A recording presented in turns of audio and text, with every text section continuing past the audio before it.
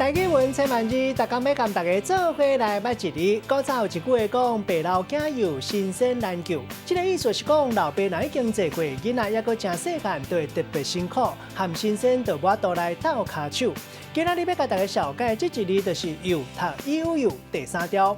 咱生活中常常用会到这个幼，幼会当讲是细汉囡仔，咱讲幼婴仔、幼囝。另外，这个幼嘛有真正的意思，咱讲是幼咪咪，幼嘛会当讲是真细沙啊，像讲茶油啊、肉油啊，还有饼油啊，用来形容肉菜色真润，咱嘛会当讲是幼。另外，这个幼嘛有高级会、上等会，咱讲是幼茶、幼工、幼路。另外，讲一个人生做真水、有气质，或者是做代志真细腻，咱讲是真优秀。还有嘟嘟发出来喙齿，咱讲是幼齿，嘛会当用来形容较细汉的人，少女或者是菜鸟啊。咱带大家做伙来小解这两个词。头一个读做幼会，这个意思就是上等会，特别是讲一寡有价值、较轻型、较细型的物件。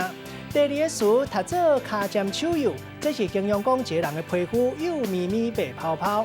咱用一句话来举例，甲这两个词夹做伙。